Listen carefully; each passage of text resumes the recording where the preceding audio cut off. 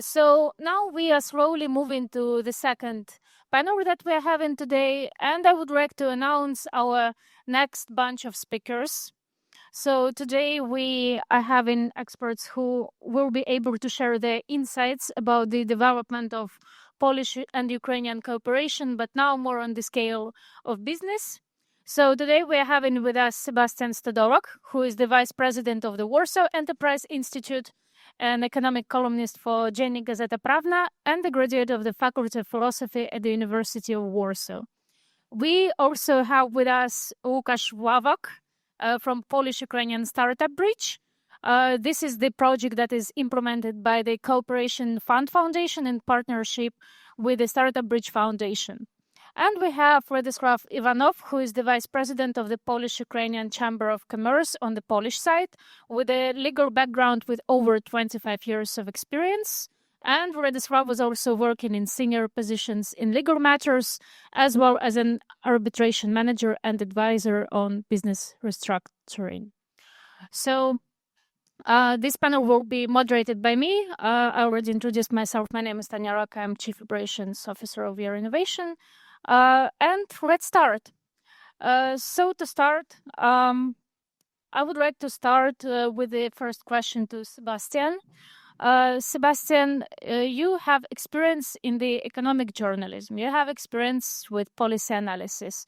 So, of course, there should have been some shift after the full-scale invasion of Russia to Ukraine. So how do you see the relationship between Poland and Ukraine when it comes to economy developing in the coming years? Maybe there are some key trends that businesses should also pay attention to. Well, obviously, is it working? All right, so thank you for the question, and hello to you all. First of all, it all depends on the conditions on which the war is going to end, right? So we don't know it yet, and the conditions will determine whether there will be a good business opportunities in Ukraine or not. If the peace will be not stable, obviously, we cannot talk of any long-term investments, and we cannot be sure that there will be some real cooperation between Poland and Ukraine, because it'd be just too risky. So, first of all, we need to cross fingers for the final peace deal to be offering the stable peace conditions and the security guarantees for Ukraine, obviously. So, given this is the case, part of Ukraine needs to be rebuilt, reconstructed, and obviously Poland has already developed some capacities in that matter. We became a hub for Ukraine when it comes to transportation in various dimensions. So I think that the cooperation in that respect is gonna only get stronger, and especially so for eastern part of Poland will play a role here. My home areas, I come from New Rzeszów, will be important, hopefully, as this logistic hub for Ukrainian reconstruction. But this is one thing. So the hard infrastructural investments will be very important. The second thing, when it comes to cooperation, will be ensuring the long-term framework for this cooperation. We're talking about possible Ukraine possibly becoming EU member. And obviously, in order to do that, we need both at the Polish level, but also European level, adjust our current policies. So to be able to embrace a new partner within our free trade zone. For example, our agricultural policy needs to be reformed very deeply.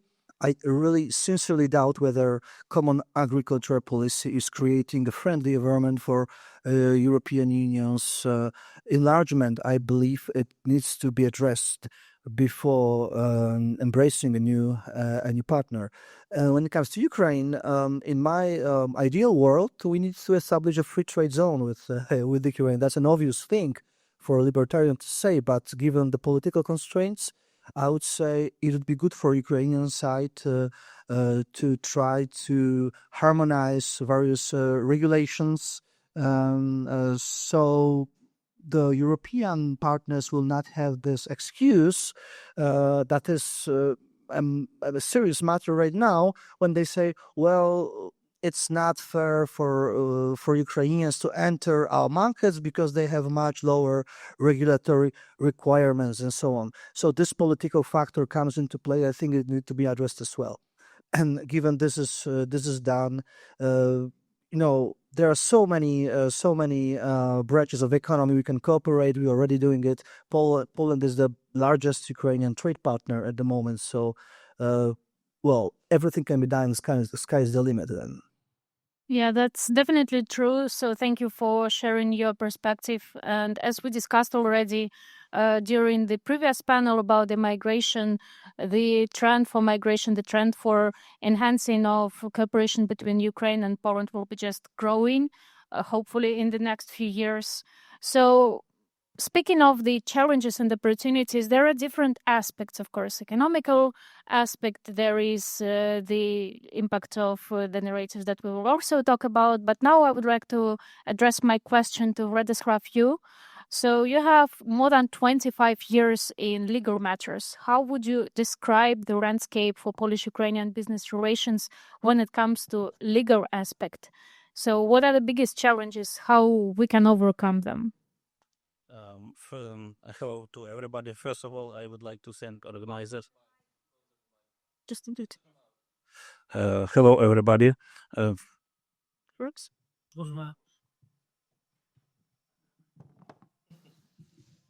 Hello. First of all, I would like to thank organizers for organizing this event and for inviting me as a representative of Polish-Ukrainian Chamber of Commerce. First of all, as we see, our two countries have a deep history of development of relationships. Our government of Poland and government of Ukraine, I think, made a lot of efforts to help Ukrainian business and Polish business to move each other towards and to make good conditions to develop in business. For example, I would like to note that Ukrainian government in autumn of 2022 made a special law that gives a special status to Polish citizens in Ukraine that makes very simply opportunities to establish business, to develop, and every Polish citizen receives the same right like Ukrainian citizen in Ukraine. This is unusual thing because it depends only Polish citizens. In our daily activities in our Chamber of Commerce, we have a lot of activities Ukrainian business here in Poland. For example, in our Chamber of Commerce, we have more than 600 companies. We are going to 700 and developing. In this field, what I can say is that Ukrainian companies make a lot of activities here in Poland. They have a good possibilities.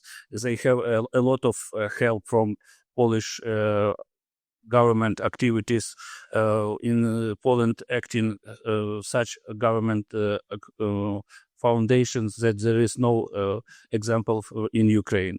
In our Chamber of Commerce, we are helping our members to use this possibilities to growing, to establishing new places of work and to develop it in different conditions. Thank you. Coming back to the point of the growth and scaling, so Łukasz, the question is then to you. Working with Polish-Ukrainian Startup Bridges, you work with startups daily. So, of course, there are differences when it comes to Polish and Ukrainian markets, as I think at each local market they are.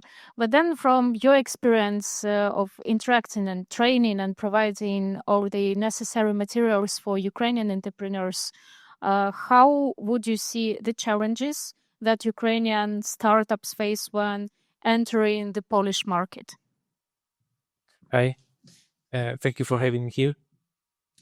Thank you for this great question. So in terms of challenges and differences between Ukrainian and Polish markets, First, I need to say that Ukrainian funders, startup funders, are accommodated already to the situation that the internal market in Ukraine doesn't exist, and they start the perspective and the way of thinking from looking the client outside. So Polish market, nothing special for them. It's easier than old Europe countries markets, but still there are, if you're asking deeply, there are many, I would say, problems or differences. So in 2023, we published our survey, the results of our survey. We asked Ukrainian startups how they feel right now in 2023, but maybe nothing changed so much. And the most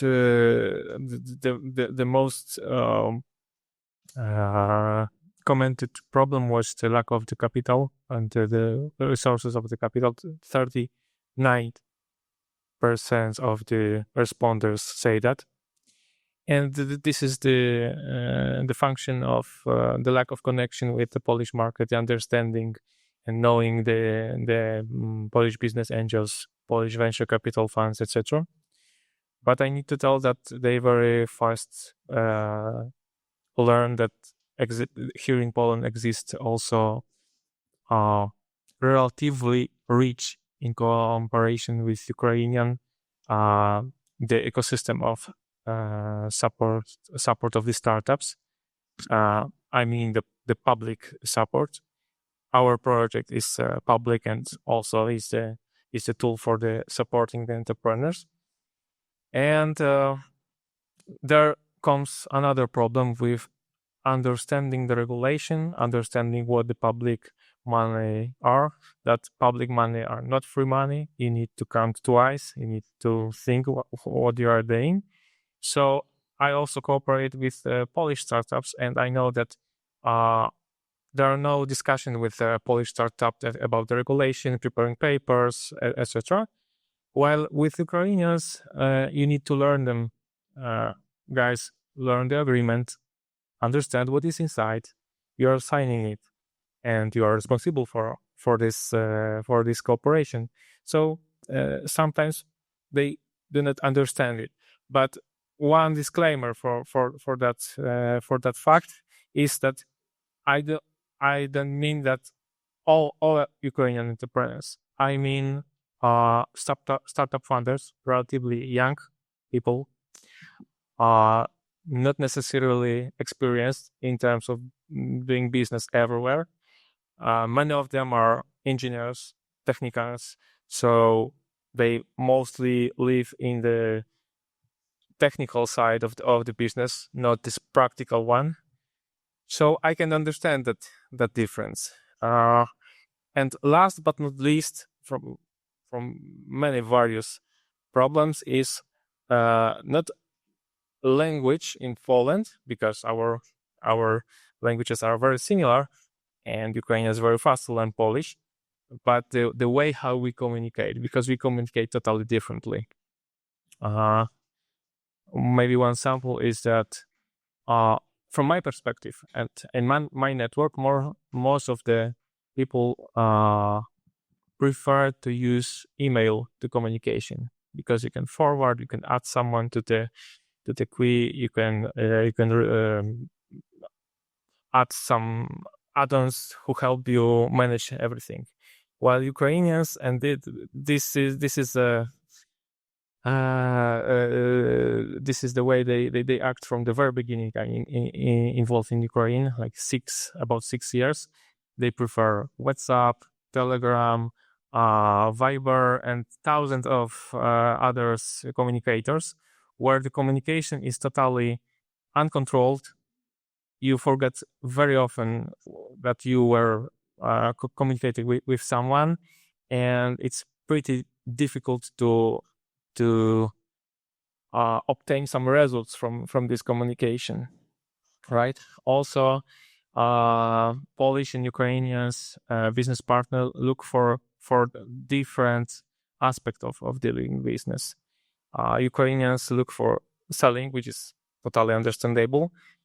Polish partners prefer, especially with partners from abroad, to securitize the future or present cooperation. So, but this is normal.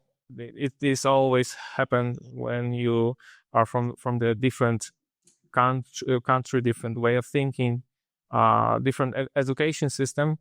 So at the end, to summarize it, my long expose is that also Ukrainians are good learners. So they gain experience very fast, and they learn how to act properly, even though they don't understand why we do what we do like that.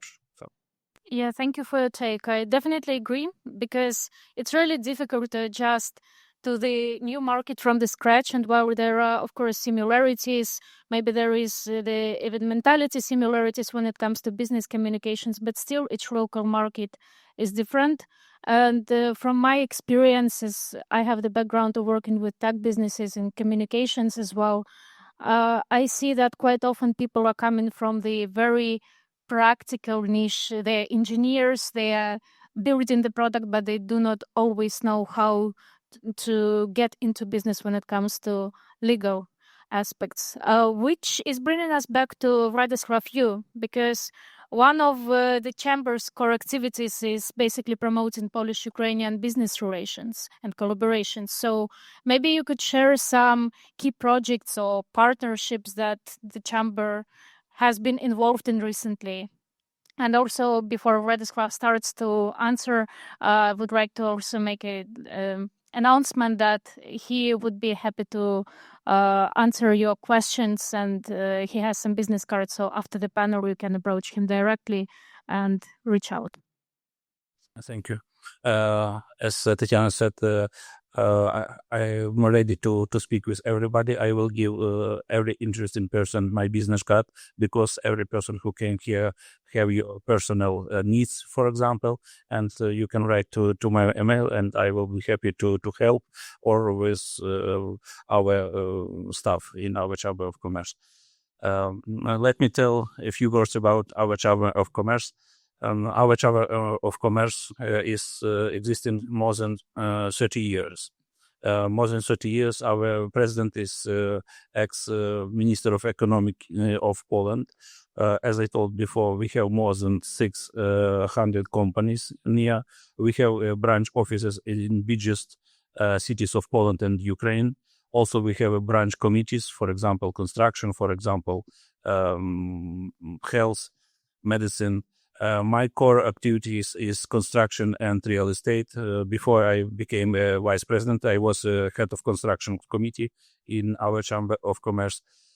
For today, a lot of activities. As you know, and my colleague said before, Poland is the main and biggest partner for Ukraine in, for example, for geographical situation. All goods, all help who are coming to Ukraine mostly is coming from Poland. It's that is why that, for example, we have a lot of projects at companies looking logistical possibilities near Ukrainian border. We have an example of establishing joint ventures for cooperation.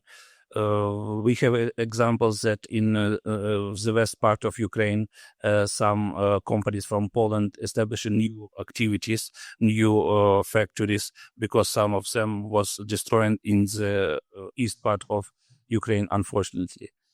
Also, as I told before, the Polish government makes a lot of activities. For example, the Polish state bank, BGK, Bank of State Economy, that have a lot of funds and for developing Ukrainian Polish activities. That bank can help and can to invest Polish companies that want to enter Ukrainian market or to invest in Ukraine.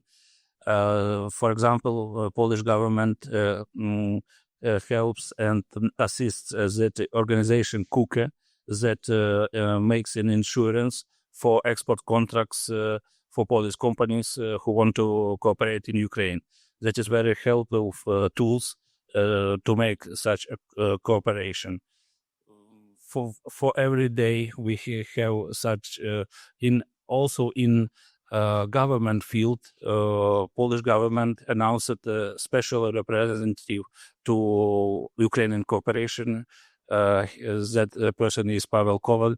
That makes a lot of activity to make our Polish-Ukrainian cooperation better.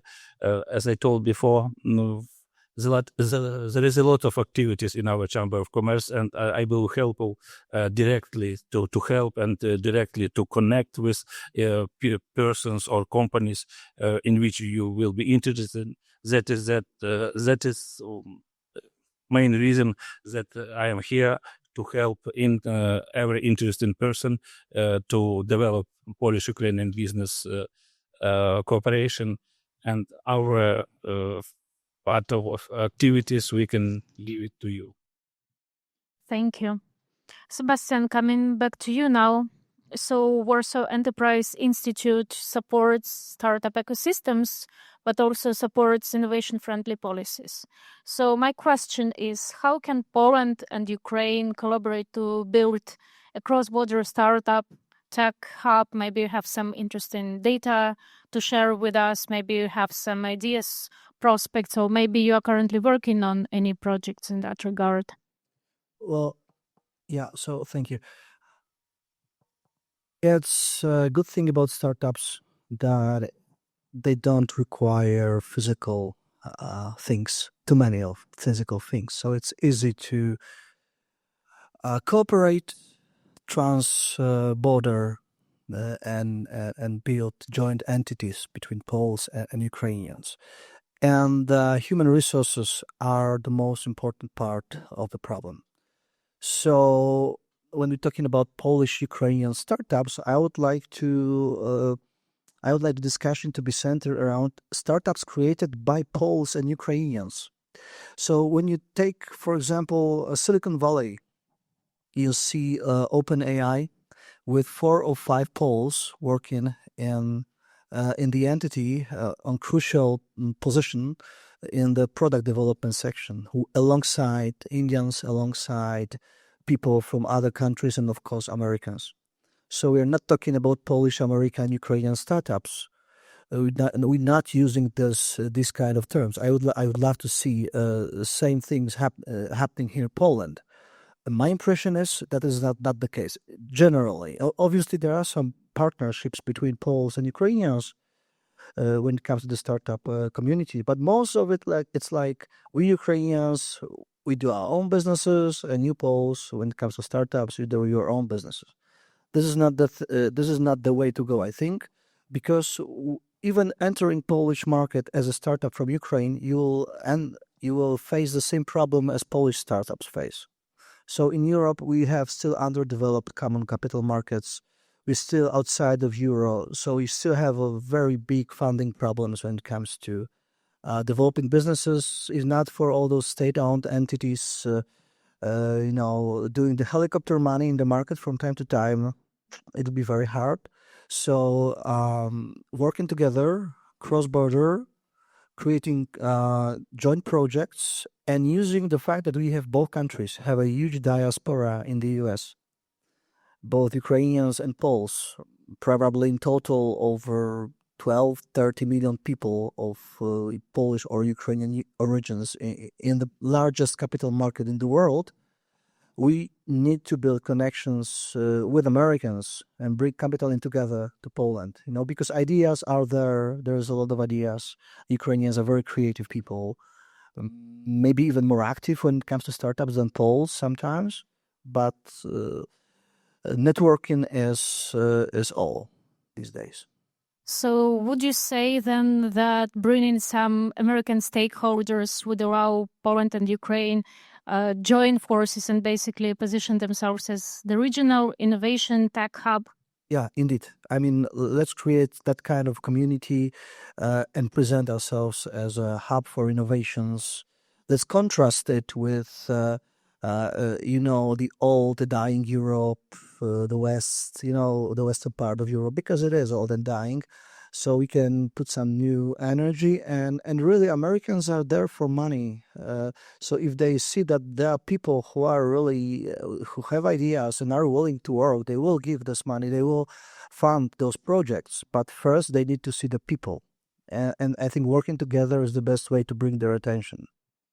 Yeah, absolutely. So, Łukasz, then the question is to you.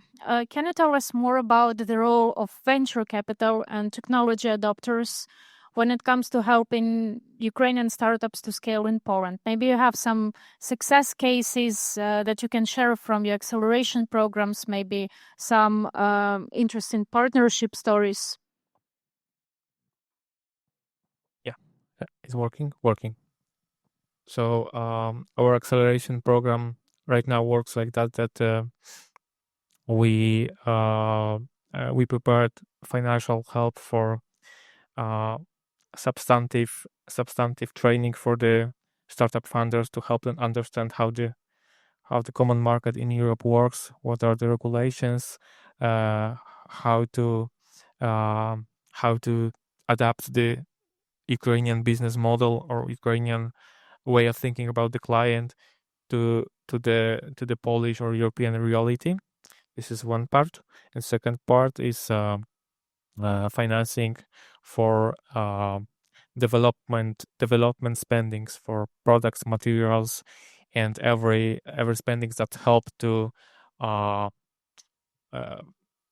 the quality of the prototype or the service and create the real MVP ready for testing. So and that's why the venture partners are important from our perspective of view and technology adopters, but on the end of the full process. To securitize this process, we need to start cooperation with venture partners and technology recipients on the very beginning. We have a couple of successes. There are not many successes because we mostly cooperate with seed pre-seed startups and with startups, which means that from 10 startups, if we have one success, it's plenty of successes, I would say. So one of our of the startups we are proud of is Knopka, in Ukrainian button. Is the electronic nurse who helps the patient in medical centers keep contact with the medical personnel and help to facilitate the processes, right? And they choose the way of bootstrapping. They doesn't look for the investment opportunities. We help them come here to Poland. We help them with the Poland Prize application. They finished one acceleration program. They founded more than 20 medical center hospitals here in Poland, and right now they are scaling their business without private investors' money, right? They spend every revenues for business development to grow faster. First sample. Second, also a very impactful product is Pleso. This is the system of psychological therapy provided online with a specialist with responding on the real client needs. And right now they are under preparing the first round before and right now they are the third. They obtain third position in this very small niche branch such tools, such solutions. So we wish them luck. Not investment successes right now. And a third project, Belfast. We met this project 6 years ago, so they are very experienced right now, and let's say old in terms of startups. So they choose American market, and right now they finished second or third round, gaining in total $3.5 million for development. This company is designing and producing and selling e-bikes for the special purposes, for example, for the meal deliver, etc. So among them, of course, there are many other smaller, bigger teams. We don't say about startups. We say about people, about teams who better or worse develop the product with bigger or smaller successes. But we are in the contact with them and trying to help them, looking for the next opportunities that wait for them. But the decision which way of development, or if they even will develop further the project, belongs to them. Yeah. A quick follow-up question. When it comes to acceleration programs or bootcamps programs, what's the criteria? How do you select the startups that can work? Now we finished the recruitment process. We recruited 10 startups from critical branches. So our perspective was to find 10 startups who are active in critical branches like medtech, energetical hubs, transplantation, resources, etc. And not I don't mean that they need to work in the industry, but they could support the industry, right? Second was looking for the real impact for the Ukrainian society. We choose startups that have services or products that really can help to leverage the level of the life of the Ukrainian citizen in Ukraine, right? Which is very important from our perspective. And right now we have no open calls for the next acceleration processes, but hopefully we will find solutions for the next years. Fingers crossed. Vladyslav, coming back to you, when it comes to the context of business relocation, how does Polish-Ukrainian Chamber of Commerce support Ukrainian companies that are looking to establish a presence in Poland? Or to specify the question even, because you mentioned that the Chamber is providing some particular sources and services, what are they, what people can address you with exactly? Our Chamber of Commerce established Ukrainian Business Center, that team who helps practically in every step to relocate Ukrainian company. For example, from the beginning, from establishing a company, account services, marketing analysis of market, for example.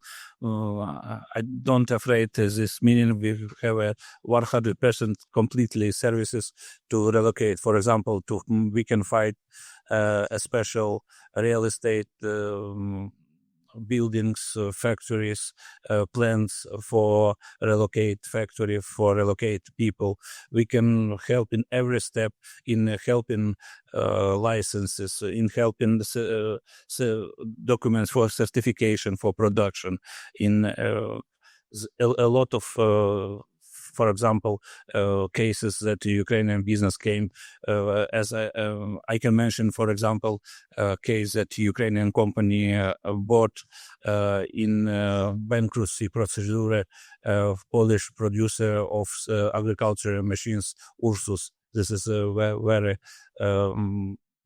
famous in past Polish producers. For example, Ukrainian producers of ice cream and frozen vegetables, free beer, Three Medvedi in Ukrainian. They bought also a company with personnel, a company, acting company here in Poland, and develops this company very actively. And such, so we are in deeply cooperation in this, special economic zones here in Poland, so we can contact with every part of Poland and to help to relocate Ukrainian business in every part of Poland. Gotcha. Thank you. Sebastian, now we're getting back to you, and I need to ask you a question because you are coming from the background and experience of both a journalist and economic analyst.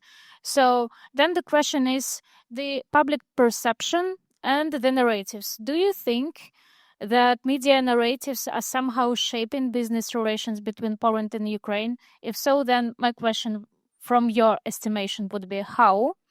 Whether there are any misconceptions that we need to address, and if you think that there is an importance when it comes to the role of cultural, historical narratives in shaping the current cooperations, then how would you shift them? Yeah, well, media relations or media articles, media content, I think most of the time simply reinforces pre-existing social beliefs. We are, as journalists, just representatives of a social strata, and we are not special. So we have the same shortcomings when it comes to how we analyze, how we view the world. So when you read media, they are simply radiating with a current social sentiment. In the beginning of the war, almost 100% of Polish media content was 100% pro-Ukrainian, positive, fighting all the possible prejudices against Ukrainians, being open for cooperation, and so on and so on. Time passed, 3 years behind us, and we've seen that the opinions are much more diverse. There's a lot of critical voices as well, and some of those voices might be, at least to a degree, addressing real issues. Some of those voices are also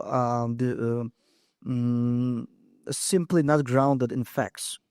So yes, there is a lot of things that should be cleared, but I doubt that the journalists are really the ones who can do it. Most of them, they don't know how the business operates. Most of them, they don't understand economy. So, for example, when we are talking about the most divisive issues, we had a big dispute around the grain imports to Poland or transportation services, logistics services from Ukraine. Well, if we have journalists who simply don't understand the comparative advantage, they don't understand the benefits of free trade, they are in favor of protectionism, whether they are aware of it or not, I would not count that they will be the ones who are changing common public perception towards the better. So this is the problem. I will not count on media, honestly. I know my colleagues, they don't know nothing about business and about so this is the thing. And I really don't have an answer because obviously you can try to impact at least some people. I write for Dziennik Gazeta Prawna, so I hope it's being read by policymakers at least. But still, around my little articles, there are many other articles that simply contradicts what I write in one issue of one title. So I really doubt. Gotcha. I'm asking this questions also because I'm trying to find the answer myself. And to be honest, I think that in short-term perspective, it is very complicated to establish a certain narrative. And I'm not speaking only about critical voices for positive ones. It also goes the same way. But I think that the real shift, and it should be intentional, and you need to constantly work on that. You can see that only in 5 years. And 5 years is also like a short term, 10 years, 20 years, etc. So I do not have a clear answer myself, but I think that it should be like a consistent, sustainable growth. Since we started our panel a little bit later, I would like to ask an open questions to all of you, and then we can also open this panel to the QA. And our audience, please, if you have any questions, it's a good time to think about what exactly you would like to ask our speakers. But my closing questions would sound the following way. So we already discussed the Polish-Ukrainian business relationship from various angles, but coming from that and hearing different perspectives, different frameworks, where would you see this relationship being in exactly 5 to 10 years? And what can we do today to make sure that this future is run in the sustainable growth and, of course, mutual benefit? Sebastian, would you like to start? Well, like I told you, in my ideal world, I see a lively free trade zone, possibly Ukraine being a part of European Union, and I see much larger number of Polish-Ukrainian businesses, not only startups, but also in other fields of economy. We have right now around 2 million Ukrainians, but well, probably war will finish someday, and all those people who went to fight, they will come back. I remind you that right after the war broke out, around 300,000 Ukrainian construction workers left the country immediately to fight for Ukraine. 300,000. So we probably will get them back. We will get more of the male workers because they will join their wives that they sent to Poland along with kids. So this is a great opportunity. But also at the same time, we need to think how, because it should not be only one actor wins, like Poland wins because it gets influx of new people, and Ukraine loses because it is losing people. So we need to think how to create. This is a crucial thing, a common market between two countries, so the entrepreneurs can scale their businesses both on two markets at the same time. Developing our even stronger economic relations. Thank you. Łukasz? Yeah, I don't know where our cooperation will be in during 5 or 10 years, but from my perspective, what I can say from this, what I see, what kind of project land in our network. So first, I demand deep and very energical cooperation between Polish and Ukrainian military businesses. Also in both ways, scientific and business ways. The same in terms of drone branch, drone industry. Also dual use, military use, or civil use are perfect for us because Ukrainians developed during last 2 years abundance of the companies that somehow participate in this branch. Many of these companies are present here in Poland, are here with IPs, with the R&D teams, and with the portfolio of the clients. I don't know why we asked the frontline country did not think about this cooperation, and why our entrepreneurs doesn't see here the opportunities that wait for both countries.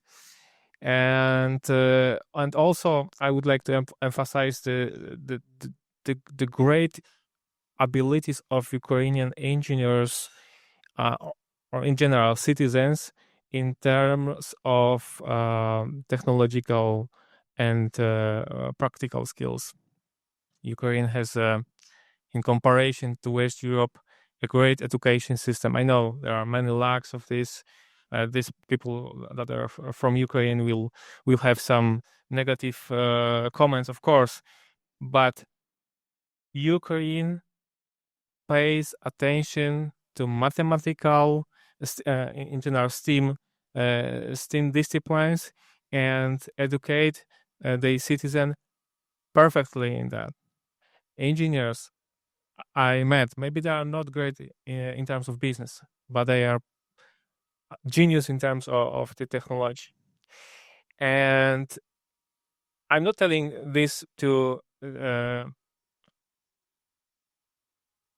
grab this brains here to Poland, because it will be the disaster for our friendly country, for Ukraine.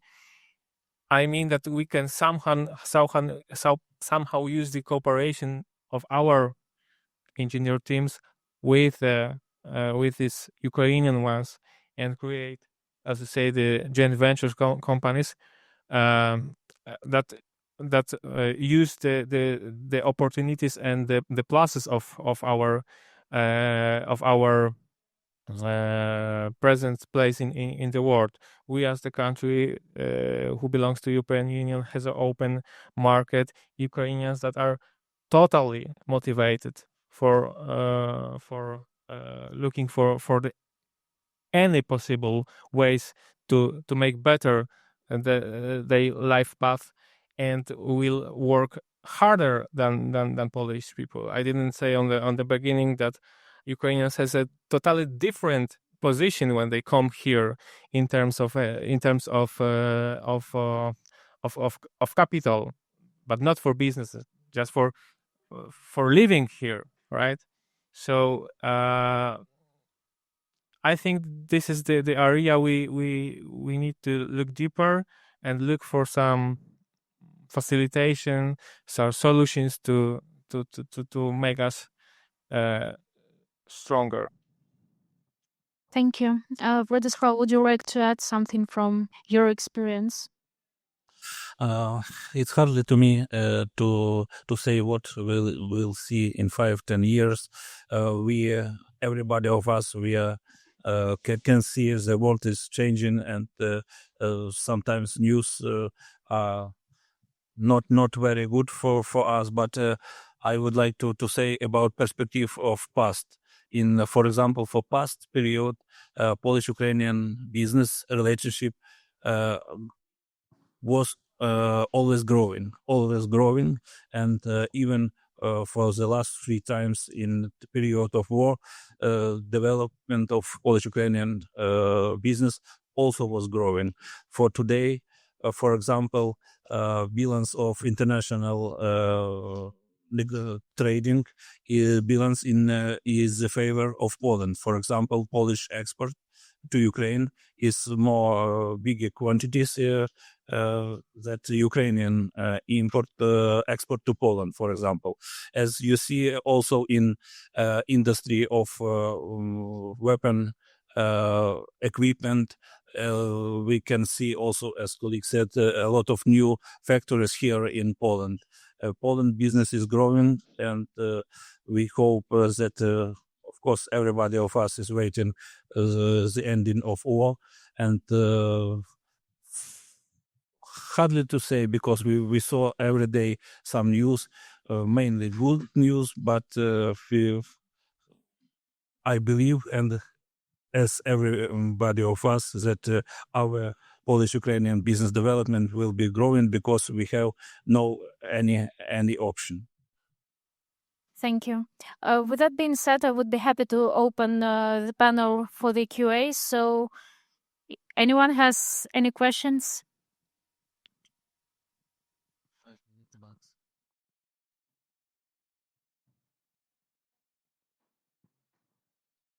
Hello. AI will be helpful for assimilation of a newcomer at workplace. So, because trust is built at workplace or at home, and IBM creates medium and small language models. It means by profession. It means medical. It means from economics. It means from any profession. And the answer is obvious for a better future of everybody. Also, a Pole or an Ukrainian are subject matter experts, and you have more spare time, more leisure time at the end. Thank you so much. I guess that was another question.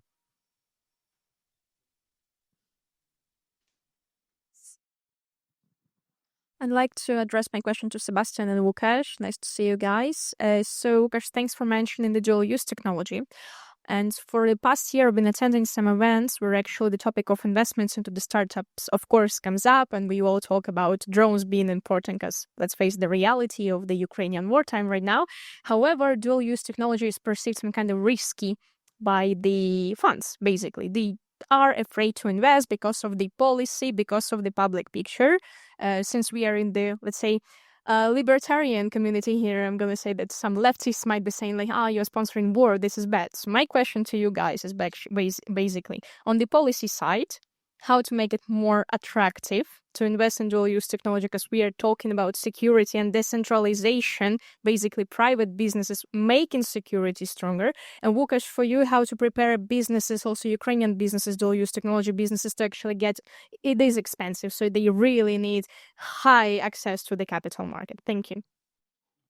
So I think that it's going to happen because, spending 4.7 of our GDP on defense is requiring not only investing in hard military equipment, but also in dual-use technology as well. Especially the current events in the war in Ukraine shows us that probably half of the crucial equipment to sustain positions in war is coming from the civilian sector.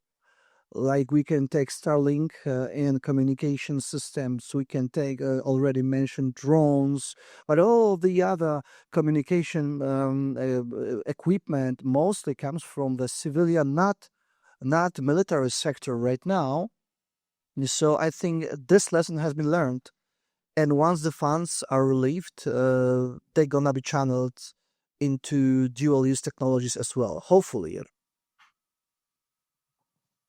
So in this libertarian community, I need to say that business doesn't like to invest in R&D, in innovations, because it's costful.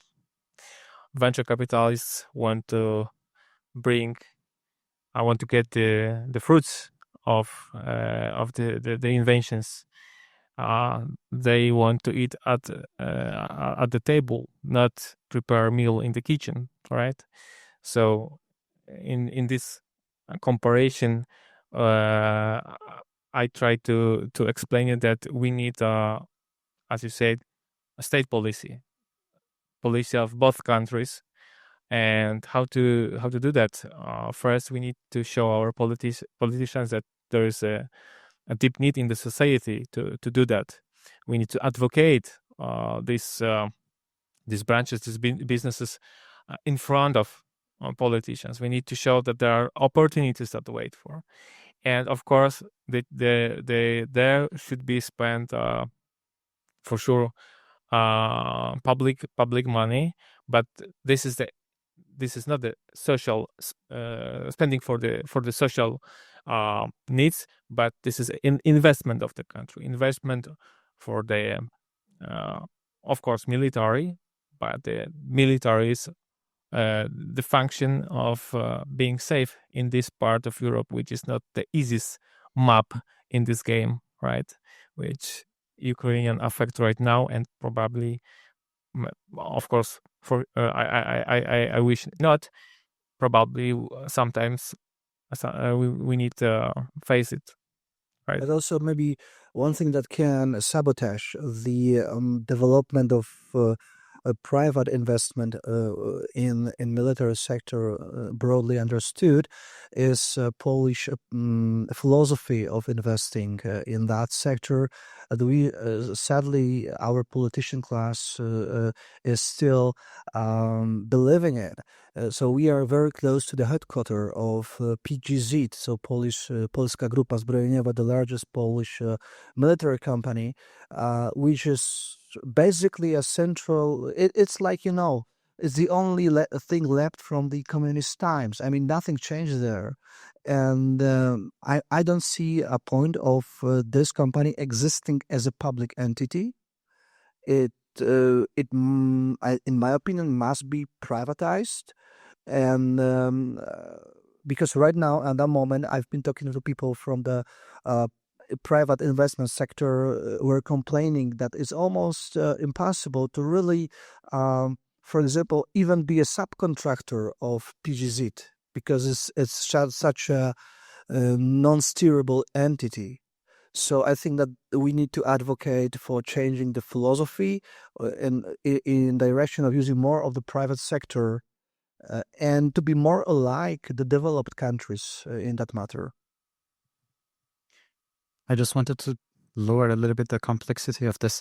For the past few years, I was just in different places and I was talking about Ukraine and Poland, and I really felt there's a lack of maybe a little bit of a comprehensive numbers that is around. And I managed to find a very good Ukrainian source. I managed to confirm it with some other places. There are 90,000 businesses that are run by Ukrainians during the war here. And I was even checking that the whole GDP of Poland would be 2.3% lower if that war would not happen. So many other cases. But again, I just want to make it very simple. Poland, for the past 15 years, lost 2 million population, not even keep the population growth. And we had 2 million people that right now, according to the war. And also we're kind of like putting a blind eye on Belarus because we feel that there is no war in Belarus or there are no Belarusian, migrants here. That's a very weird thing I didn't hear anybody talks about that because they're all there in this war by proxy or whatever reason is also on that side. And I wanted to ask the question of what do you see about the long-term staying of the people of Ukrainian descent and let's just call them Eastern part in this part of the world. But I heard that you guys mentioned that this is going to be a disaster for Ukraine. And I really didn't want to have that. But I don't agree with you because in 1990, the same thing happened to the Polish economy when the borders were open. All Ukrainians went to the West.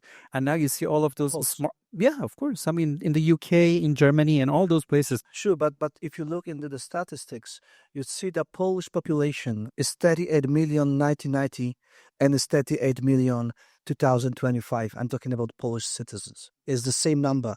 So, and the Ukraine situation is different. Ukraine 1990 is 52 million, 53 million people. Right now, Ukraine population is probably below, I'm talking about people who are in Ukraine, below 30 million. So it's 23 million, lower number. That's a huge difference. We have the same problem in Poland during the World War II and 1940s. You cannot compare these countries. I show you why. But I am trying. I'm just saying in 1940, that was the same issue in Poland. Because of the war on consensus and because of the borders change, there was no real population of Poland at that time because there were borders that was Poland before the war and there were borders that there were different borders after the war. That is why nobody went to talk about the statistics. They say this was a population before the war and after the war. And I really feel that's an issue. I take a look at World Bank and I see that World Bank, and please check it, they say that the borders of Poland changed for the past 10 years. I don't know where they get their information from Russia or from what location. When you say your statistics, and even the World Bank says that the border of this country for the past 10 years changed, and that's the very weird thing that we can even have a statistics about a real population of the Ukraine. Because if those countries would be, let's just say, rude enough or whatever you want to call it to just say, okay, so this part is no longer Donbass or whatever is no longer going to be a part of that. I don't even know where the real statistic about this country is going to happen. So, one comment for this may be important. Poland and Ukraine before war had a similar population, let's say, more or less. But Ukraine is twice bigger. What this mean? If you look on the map of Ukraine, you will see the islands of the cities that are far from each other. And before war, the density of Ukraine, the density of population was about 80 people for 1 square kilometer, while in Poland is 122, more or less. Now, if we cut nearly the half of the population, it means that probably in Ukraine per 1 kilometer will live 40 people. In the situation that you have 300 kilometers between one city and the second city without infrastructure, without any connections, without social connections between these people because there are internal immigrants, etc. It's impossible to manage such big country with such small population. It's the next step to being influenced by Russia and being cut slice by slice from many dimensions, not only war dimension.